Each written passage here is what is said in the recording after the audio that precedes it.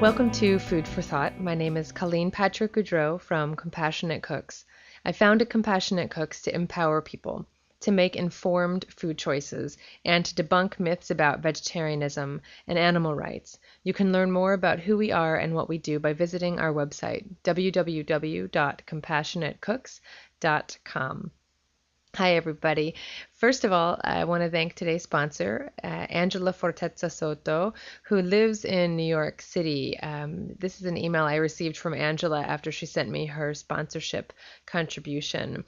She wrote, "I'm getting paid tomorrow, and I worked a lot of overtime this month, so I figured as a treat to myself and to you, I would sponsor one of your episodes. This is just a way to thank you for being such a caring, kind person who does not feel above guiding a fledgling vegan on her path. You truly demonstrate compassion, not only for the non-human animals, but also for those people who are trying to find their way, and don't let anyone ever tell you otherwise. I challenge anyone to tell me that as well, because with all the volunteer work I do for the benefit of other people, and sometimes animals, I really don't know what anyone would complain about. I don't know how common my approach to veganism is. I really started because I love yoga, and when I can, I take private classes. I love that form of exercise and the whole spiritual basis behind it. One of the principles of yoga and Buddhism is to cause no harm. Considering how much I love animals, going vegetarian was the next logical step to take. And from there, since I like to read anything I can about a subject when I'm interested in it, it was a short jump to try veganism.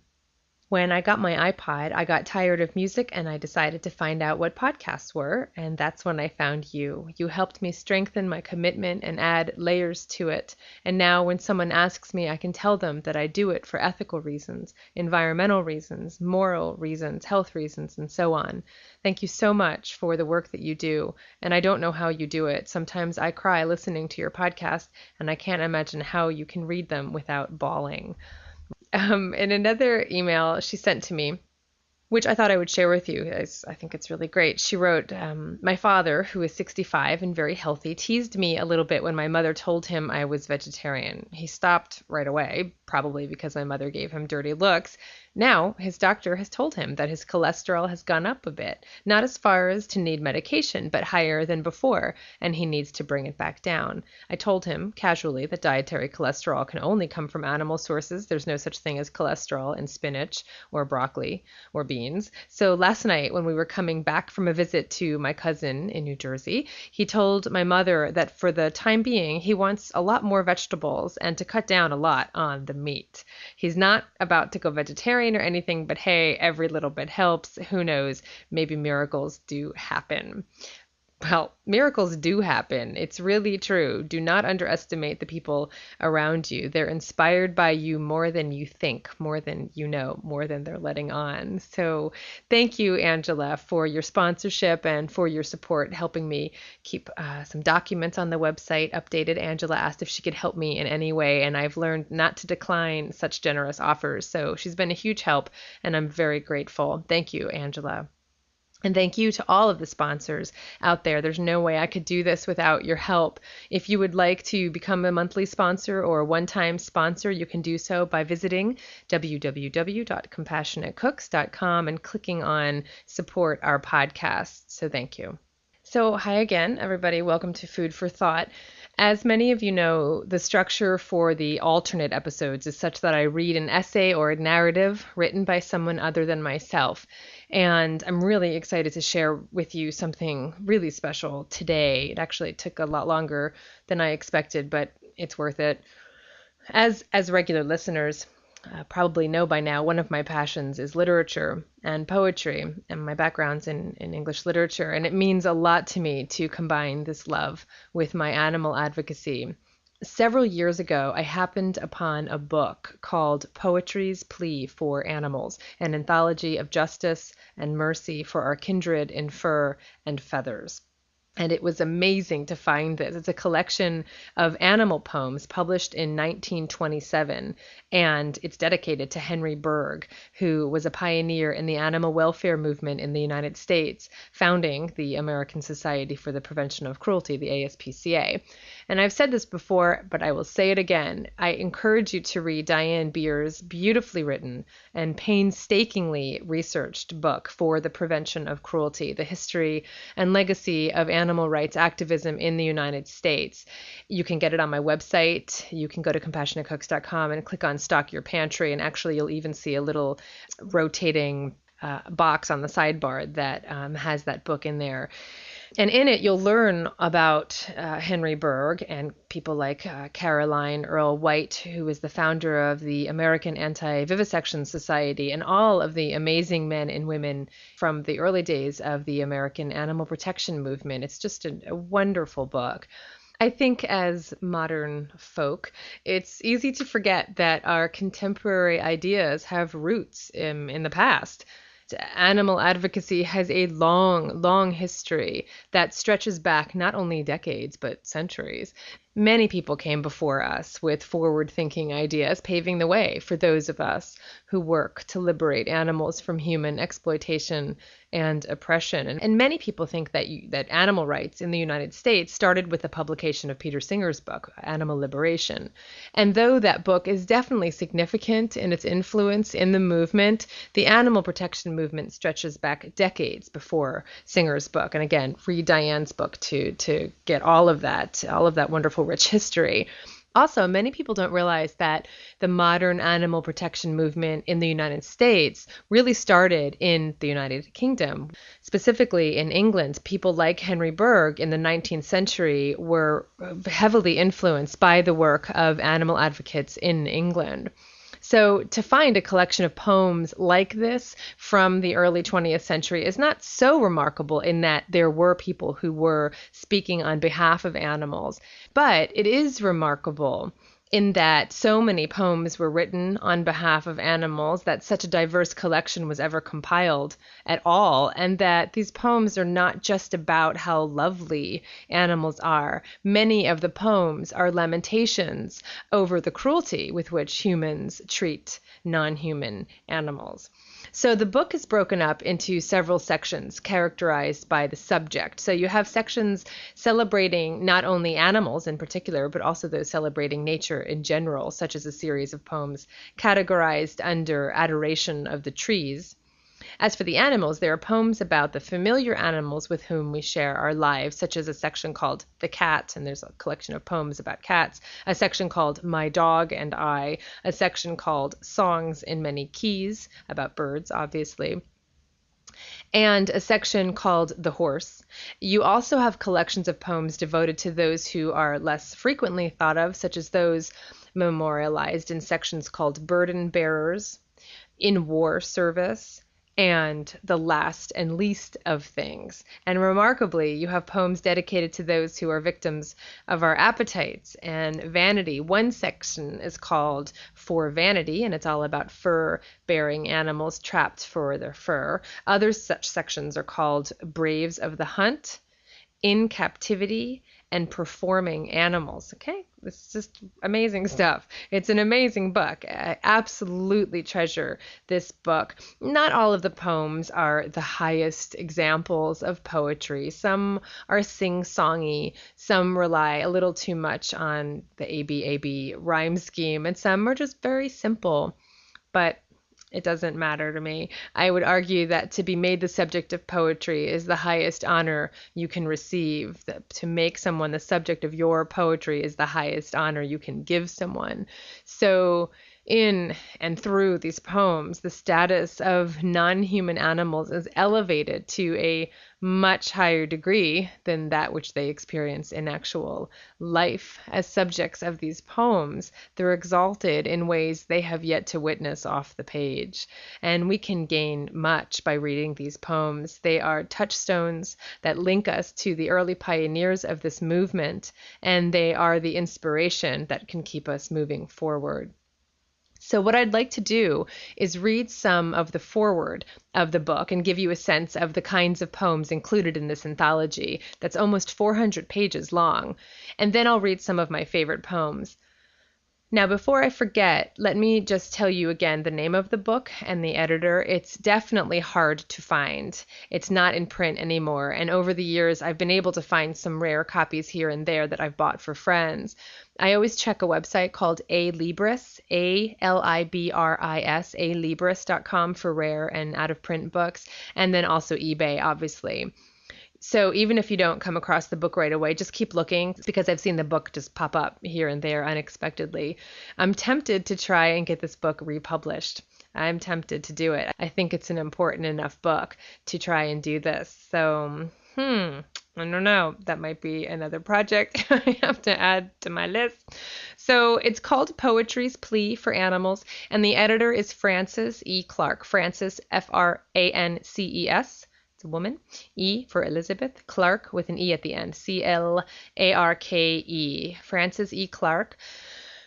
And in my research, I've actually discovered other anthologies edited by Frances E. Clark. So she was clearly interested in this subject matter. The publication date of this book is 1927, and it was by Lothrop, Lee, and Shepard in Massachusetts. I doubt that publishing company is even still around, but there's no ISBN number, the international standard book number I can give you because it was before they were even using ISBNs to identify books. But that should be enough to help you poke around for it. Just typing in the title, Poetry's Plea for Animals, and typing in Frances E. Clark. Also, I just want to say a couple things about the language. This book was compiled in 1927, but obviously the poems are from many different eras. So the language in some poems may seem archaic to you. Some of the language is old-fashioned, and some may even seem offensive. For instance, some of the poets use the words brute or beast to refer to animals, but at the same time, these words didn't have the derogatory implications then that they have today. They simply use them as a synonym for animal. So when you hear brute or beast, don't be offended.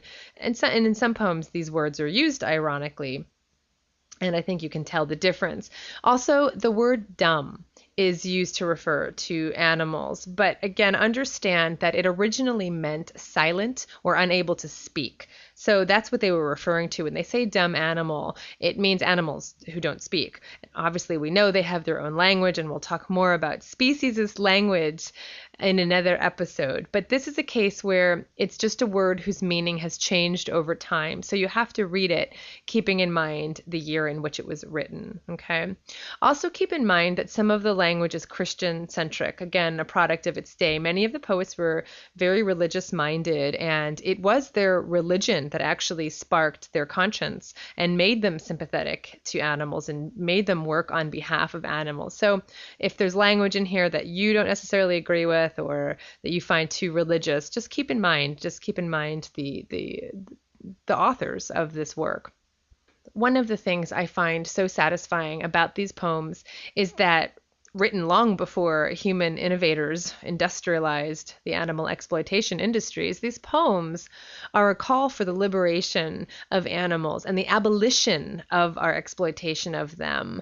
The voices of these poems recognize the inherent cruelty and hypocrisy of a society whereby self-proclaimed superior humans treated nature and non-human animals as our possessions. These poets lament not only this speciesist paradigm in general, which is wonderful in and of itself, but also lament specific uses of animals, our specific use of animals in captivity, animals used for our entertainment, such as in circuses, animals trapped in the wild to kill them and steal their fur, animals such as horses used in our wars, animals hunted for sport, and even the animals with whom people empathize the least, fish that are pulled from their homes for sport fishing, and insects who are simply disregarded. So that's one of the things I love about this book. It's a collection of voices that recognize that it's not how we raise and keep and kill animals for our own purposes. It's that we raise or kill or keep animals for our own purposes. That's what puts a blight on our human legacy. The answer is not to be found in bigger cages or more humane traps. The answer is to be found in our own expanded hearts. When we change our perception of animals and their relationship to this world, we will see them as having worth and value in their own right, not based on how their living bodies or their dead corpses benefit us. I like to think this anthology brings us one step closer to expanding our hearts and our minds, and one step closer to a world that seeks to protect animals rather than harm them. Okay, so let me read a little bit of the foreword. I won't read too much, but it'll give you a really good idea of the intention behind this book. So here goes. And this was most likely written, the foreword was most likely written by Francis E. Clark. Yes, it was. So the foreword is written by Francis E. Clark. So here goes. The quest for poems for this anthology has provided convincing proof that the poetry of the early English-speaking centuries is lacking in the spirit humane. Down to the middle of the 18th century, no poet voices protest against cruelty to the lower creatures as did Montaigne in French literature 200 years before.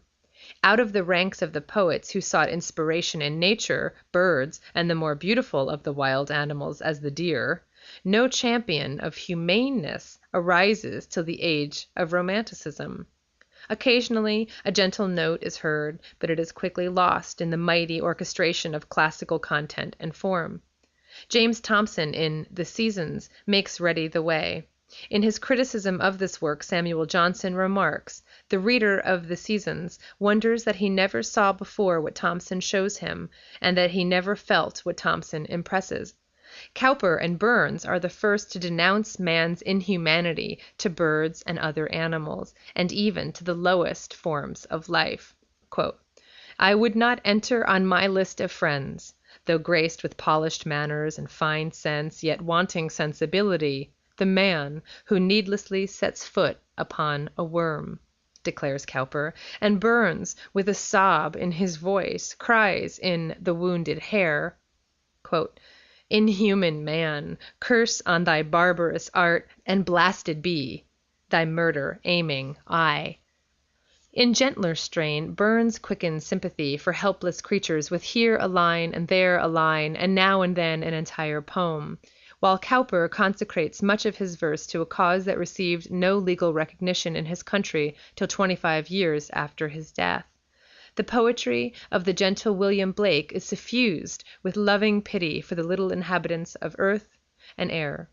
Byron, in casual flashes, but especially in his vituperative fling at mankind in the epitaph to his dog, Boatswain, testifies to his affectionate sympathy for animals.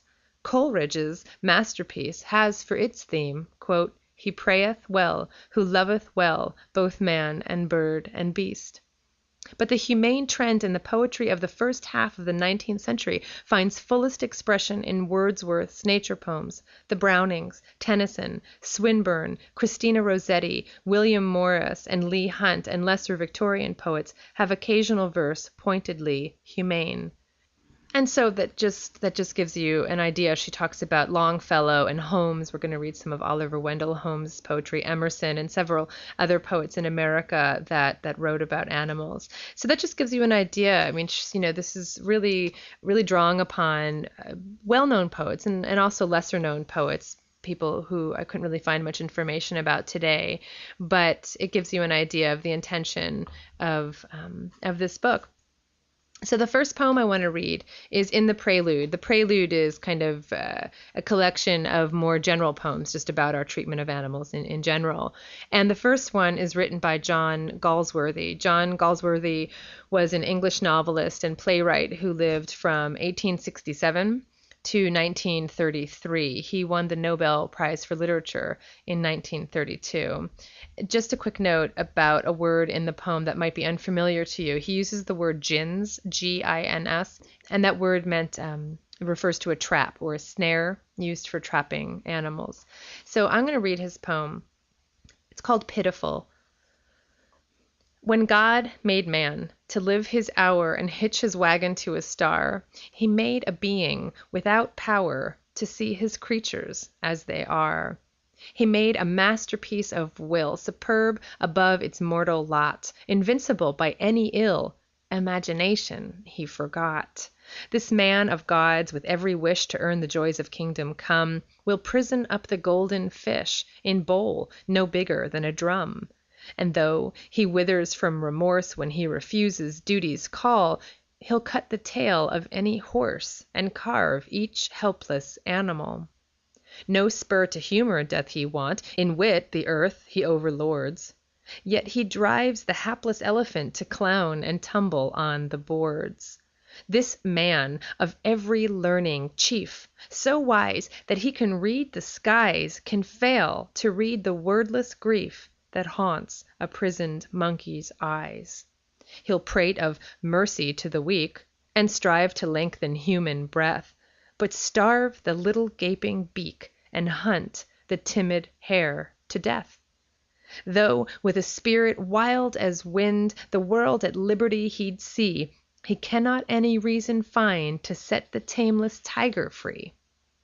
Such healing victories he wins and drugs away the mother's pangs, but sets his God-forsaken gins to mangle rabbits with their fangs. Devout, he travels all the roads to track and vanquish all the pains, and yet the wagon overloads the watchdog to his barrel chains. He'd soar the heavens in his flight to measure nature's majesty, yet take his children to delight in captive eagle's tragedy.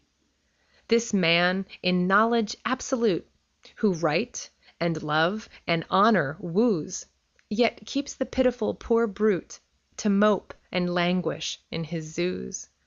You creatures wild of field and air, keep far from men where'er they go.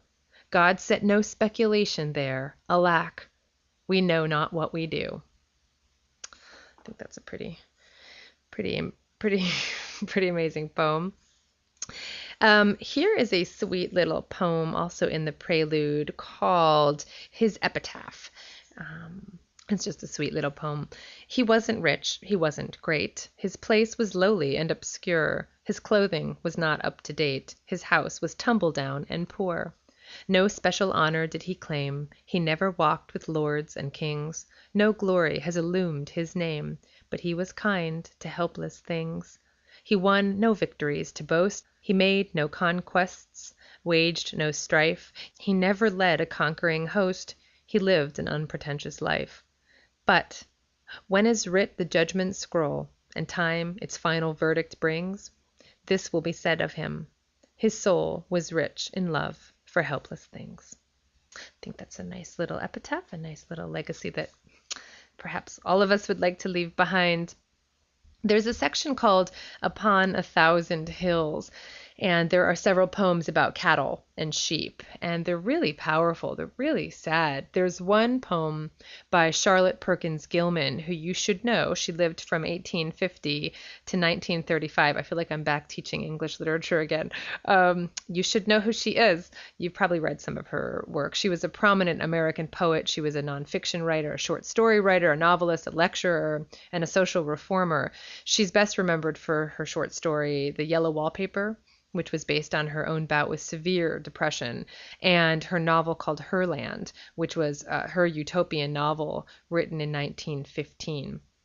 She has two poems in this anthology, and one of them is called The Cattle Train. So I'm just going to read that. It's pretty intense. It's called The Cattle Train. Below my window goes the cattle train, and stands for hours along the river park. Fear, cold, exhaustion, hunger, thirst, and pain. Dumb brutes we call them. Hark! The bleat, a frightened mother calling young, deep-throated agony, shrill, frantic cries, hoarse murmur of the thirst-distended tongue. Up to my window rise. Bleak lies the shore to northern wind and sleet. In open slatted cars they stand and freeze. Beside the broad blue river in the heat, all waterless go these. Hot, fevered, frightened, trampled, bruised, and torn, frozen to death before the axe descends. We kill these weary creatures, sore and worn, and eat them with our friends. And there's another one in that same section called, It's also kind of sad. It's called I've got them calves to veal. And again, it's a little sing-songy, but I think the rhythm is actually good, and I think it really adds to the power of the words. So it's called I've got them calves to veal. It's by Holman Day. He was an American author who lived from 1865 to 1935. It's a jolly sort of season, is the spring, and there isn't any reason for not feeling like a king. The sun has got flirtatious, and he kisses Mistress Main, and she pouts her lips a-saying, Mister, can't you come again? The hens are all a-laying, the potatoes sprouting well, and fodder spent so nicely that I'll have some hay to sell. But when I get to feeling just as well as I can feel, all at once it comes across me that I've got them calves to veal. Oh, I can't go in the stanchion, look them mothers in the eye, for I'm meditatin' murder, planning how their calves must die. Every time them little shavers grab a teat, it wrings my heart. Hate to see 'em all so happy, for them cows and calves must part. That's the reason I'm so mournful, that's the reason in the spring I go feelin' just like Nero or some other wicked thing. For I have to slash and slaughter, have to set an iron heel on the feelings of them mothers. I've got them calves to veal. Spring is happy for the poet and the lover and the girl, but the farmer has to do things that will make his harslet curl. And the thing that hits me hardest is to stand the lonesome moos of that stanchion full of critters when they find they're going to lose. Little Sparkface, little Brindle, when the time has come to part, and the calves go off a-blatting in a butcher's rattling cart. Though the cash the butcher pays me sort of smooths things up and salves all the really rawest feeling when I sell them little calves, still I'm mournful, and the springtime knocks me off my even keel, seeing suffering around me when I have them calves to veal. Oh, it's good times, happy stuff. So I try to find some happy ones too, but I'm just so struck by the honesty, by the frankness of these poems.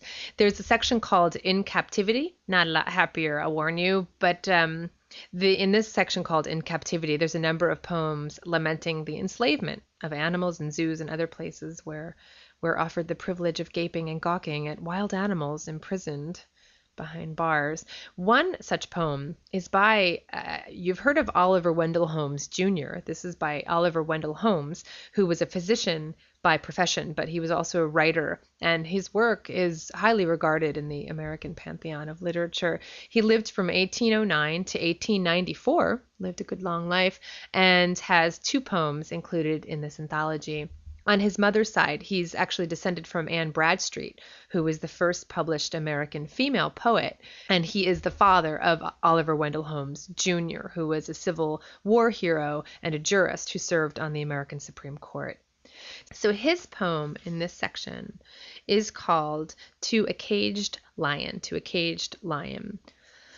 Poor conquered monarch, though that haughty glance still speaks thy courage unsubdued by time, and in the grandeur of thy sullen tread lives the proud spirit of thy burning clime, fettered by things that shudder at thy roar, torn from thy pathless wilds to pace this narrow floor. Thou wast the victor, and all nature shrunk before the thunders of thine awful wrath. The steel-armed hunter viewed thee from afar, fearless and trackless in thy lonely path. The famished tiger closed his flaming eye and crouched and panted as thy step went by. Thou art the vanquished, and insulting man bars thy broad bosom as a sparrow's wing. His nerveless arms thine iron sinews bind, and lead in chains the desert's fallen king. Are these the beings that have dared to twine their feeble threads around those limbs of thine? So must it be. The weaker, wiser race that wields the tempest and that rides the sea, even in the stillness of thy solitude, must teach the lesson of its power to thee. And thou, the terror of the trembling wild, must bow thy savage strength, the mockery of a child. Yeah, another one in this section is called Caged, and it's by Grace Denio Litchfield, an American author and poet from 1849 to 1944. And this This one really touched me, and I had trouble reading it. It was very upsetting reading it by myself, and hopefully I'll be able to get through this reading it to you. So it has these really wonderful long lines, and again, it's very rhythmic, but I think it really adds to the drama of the story of the poem. It's called Caged. It was born behind bars, but it knew it had wings, and it felt God had meant it for happier things, and it sang of the joys that it never had known, of fetterless flights over fields flowers strown, of the green of the forest and gold of the wheat, of the thrill of the treetop just touched by its feet, of the feel of a lily leaf brushed by its breast and the splash of a raindrop caught on its crest. It sang of the beauty, the rapture of flying, the palpitant air to its heartbeats replying. Not over, not under, save limitless blue, and the music of wing strokes rhythmic and true. It sang, and men said that its song was good, but not one understood. They then brought in a wild bird entrapped in a snare, and a day and a night held it prisoner there. And a night and a day, unbelieving, distraught, with impassable fate for its freedom it fought, though it bled at the breast, blindly beating the bars, as if strength of desire should force way to the stars. And men pitied, and said, it was free its life long, who could bid it endure but a day of such wrong? And they flung wide the door, and the bird, flashing through, swept away like a leaf in a gale from their view. Then the other, behind the closed bars of its fate, once again sang its heart out, its need co-create, of the broad and the boundless. In passionate song it besought men to right for one day its life's wrong, to bestow for a day, or for only an hour, the leave to make proof of its God-given power. For 1 hour only to float on free wings in the world where its soul lived, the world of best things, of commensurate effort and gain of desire, unlinked from despair, mounting higher and higher, till lost in attainment the world of clear visions, true measures, high aims, and untrammeled decisions. The world God had made it for, so its song rose, ecstatic, tumultuous, thrilled with wild woes and delicious complainings, until the last note broke off in an exquisite cry in its throat, and men listened and said that the song was good, but not one understood. So he stayed in his cage. Good, I got through that. I just had this image of this bird not understanding why he can't go. I have this image of these animals who don't understand why they can't get out, why they can't be free. So it was just a really sad image. There's a section of poems called Performing Animals, and these are all really heartbreaking. There is one called Baboon, and this poem was written by Charles Hanson Towne. He was a writer who lived from 1877 to 1949. He's kind of one of the later ones, it looks like. It's called Baboon. At 8 o'clock in the evening and at 2 in the afternoon, the monster curtains open, the fiddles creak and croon, and then I bow to the people, a lumbering baboon. I wonder why I do it, why do the humans stare from even rows of shadow behind the footlights' glare? Why do I go through my weary tricks on a table and a chair? They laugh and clap and giggle. They never seem to tire, for I am quite amusing as I dance upon the wire, or leap at my master's signal through golden hoops of fire. I cannot smile like the people, I cannot speak at all. I pirouette insanely in the foolish carnival. Yet could I laugh, oh, I would laugh, when the velvet curtains fall. For I wonder why those people sit in such even rows and smile at my useless knowledge, laugh at my mincing toes, and dream that they have wisdom, how little a human knows. And why do they always gather in houses bright and hot when they might be out in the open, in a place I've never forgot? Why do they live in a shell like this and bid me share their lot? And why is my life a schedule, run by rote and rule? I was not meant for theaters, I was not made for school. I was not meant to caper here, a thing of ridicule. I was not meant to be the slave of a man in a shiny suit, or bring the golden dollars in to stand up and salute. The good God put me in the world to be a happy brute. But at 8 o'clock each evening, and at 2 in the afternoon, the monster curtains open, the fiddles creak and croon, and I bow to the senseless people, a sensible baboon. And then there's a poem called Little Dog of Amusement Zoo by Alice Jean Cleater. I couldn't find any information about her. Little dog of amusement zoo, who looks with quivering lips at you? Instead, they laugh at your tricks and say, well, how do they learn 'em anyway? How do they learn 'em? Oh, let me tell. Hot irons, wire whips, and a life of hell. We say they are learned. They are clubbed and gripped and dragged and tortured and choked and whipped. Behind the scenes, they are ruled by fear. A rehearsal hour, would you care to hear? How do they learn 'em? By pain, I say, whose cries would haunt you for many a day. Who is to blame that these things are so? Managers, trainers, and you who go. Decree, O statutes, with righteous scorn, a stop to pleasures of torture born. Then no more tricks for all such as you, little dog of amusement zoo. There are happy poems too. There are some, I didn't plan to read any happy poems, but I'm thinking maybe I should read one because it's been a little sad here. Let's see, maybe I can let me find a happy one. Here's a really pretty poem by Henry Wadsworth Longfellow. He's an American poet. You should know him. Song of Hiawatha, I think, was one of his poems, and I think he wrote the first American English translation of Dante's Divine Comedy. Anyway, it's a really beautiful, beautiful imagery in this poem. It's called My Cathedral, and he likens the trees and the birds to a cathedral and the choir singing in the cathedral. It's really lovely. Like two cathedral towers, these stately pines uplift their fretted summits tipped with cones. The arch beneath them is not built with stones, not art, but nature traced these lovely lines, and carved this graceful arabesque of vines. No organ, but the wind here sighs and moans. No sepulchre conceals a martyr's bones. No marble bishop on his tomb reclines.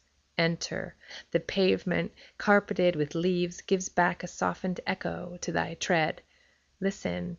The choir is singing. All the birds in leafy galleries beneath the eaves are singing. Listen, ere the sound be fled, and learn there may be worship without words. It's really pretty. So the last section of the book is called In Memoriam, and it's a collection of poems memorializing those who have died, obviously. And I think the most beautiful poem, and one of the best written poems, is one by Lord Byron. Lord Byron, his full name was George Gordon Byron, and he was a prolific English poet and a leading figure in Romanticism, in literature, of course, along with Wordsworth and Coleridge and Percy Shelley and Mary Shelley and Keats. His best-known work is the narrative poem Childe Harold's Pilgrimage, and he was considered one of the greatest European poets. He was born in 1788 in London, and he died very young at the age of 36 in 1824. And an interesting aside, Byron was very good friends with Percy Bysshe Shelley, as well as Shelley's wife, Mary Shelley, who was Mary Godwin before she was married to Percy.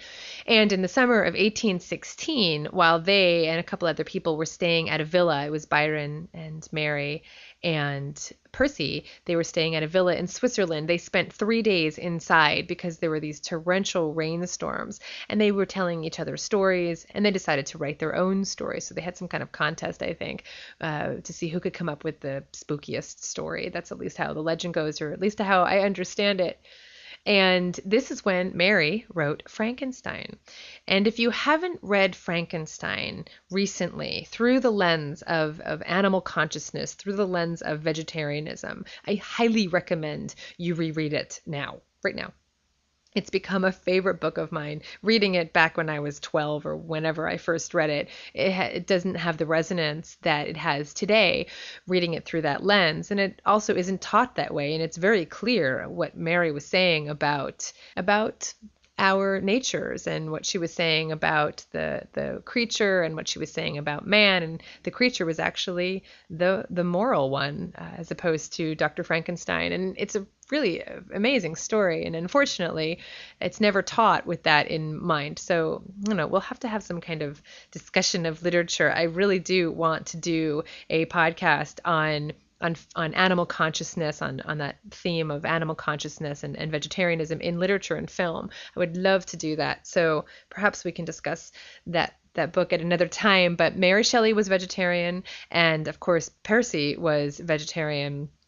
And he wrote passionately about the subject in his long poem, Queen Mab. He wrote about it in a couple different essays, one called A Vindication of Natural Diet. Here's one of the things he wrote. It's just, I love it. Comparative anatomy teaches us that man resembles frugivorous, he uses the word frugivorous to refer to herbivorous, frugivorous animals in everything, and carnivorous in nothing. He has neither claws wherewith to seize his prey, nor distinct and pointed teeth to tear the living fiber. It is only by softening and disguising dead flesh by culinary preparation that it is rendered susceptible of mastication or digestion, and that the sight of its bloody juices and raw horror does not excite intolerable loathing and disgust. And he goes on, he says, if the use of animal food be, in consequence, subversive to the peace of human society, how unwarrantable is the injustice and the barbarity which is exercised toward these miserable victims. They are called into existence by human artifice, that they may drag out a short and miserable existence of slavery and disease, that their bodies may be mutilated, their social feelings outraged. It were much better that a sentient being should never have existed than that it should have existed only to endure unmitigated misery. Percy Bysshe Shelley was born in 1792 and very sadly drowned less than a month before his 30th birthday in 1822. He was unappreciated, unlike Byron in his lifetime. Byron did receive praise and accolades during his lifetime as a poet, but Shelley had what people considered radical views, and he was not appreciated until after his death by subsequent poets and writers and artists and thinkers, and he's obviously much appreciated today. Such people as George Bernard Shaw, who was also a devoted vegetarian, Mahatma Gandhi, obviously also a vegetarian, William Butler Yeats, who's one of my favorite poets, Sergei Rachmaninoff, the composer, and also Samuel Barber, who is a composer. So that's Shelley, and we could say a lot more about him. But back to Byron and his poem. His poem is called, and it's the last poem in the anthology, and I just really love it. It's called Inscription on the Monument of a Newfoundland Dog. And it starts with kind of what the inscription is, and then he actually has a poem about the inscription. So I'm going to read the inscription. So, near this spot are deposited the remains of one who possessed beauty without vanity, strength without insolence, courage without ferocity, and all the virtues of man without his vices. This praise, which would be unmeaning flattery if inscribed over human ashes, is but a just tribute to the memory of Boatswain, a dog, who was born at Newfoundland, May 1803, and died at Newstead Abbey, November 18th, 1808. And that's the inscription. And this says, Poem to the same. When some proud son of man returns to earth, unknown to glory, but upheld by birth, the sculptor's art exhausts the pomp of woe, and storied urns record who rests below. When all is done, upon the tomb is seen not what he was, but what he should have been. But the poor dog, in life the firmest friend, the first to welcome, foremost to defend, whose honest heart is still his master's own, who labors, fights, lives, breathes for him alone, unhonored falls, unnoticed all his worth, denied in heaven the soul he held on earth. Ye, who perchance behold the simple urn, pass on, it honors none you wish to mourn. To mark a friend's remains these stones arise. I never knew but one, and here he lies. I really like that poem with its references to the urn and as itself an ode. An ode is a poem of praise. It reminds me of John Keats's poem, Ode to a Grecian Urn. Remember that poem from high school? It ends with the famous lines, beauty is truth, truth beauty. That is all ye know on earth and all ye need to know. And Keats's poem, The Ode to a Grecian Urn, can be said to be about the relationship between life and art, which brings me back to the reason I think this book of poetry is so important. It's an exaltation through art to animals and a condemnation of our treatment of them. In his poem, Byron recognizes that by virtue of writing this poem, writing his poem about his dog, he's glorifying him in art. He's memorializing him. He will forever be there in that poem. He says that when a dog dies, and for our intents and purposes, when any non-human dies, particularly those who had no companion, who felt no compassion, no kind word, and no gentle touch in life, when they die unhonored, they die unnoticed. But these poems do them justice. These poems honor animals by giving voice to their suffering, by commemorating their inherent beauty, and by reflecting truth through this art form. Beauty is truth, truth, beauty. That is all ye know on earth and all ye need to know. May each of us find our own expression of truth and beauty, and do so with the grace and humility and intelligence and strength of animals. May we too possess beauty without vanity, strength without insolence, and courage without ferocity. For the animals, this is Colleen with Compassionate Cooks. Thank you for listening.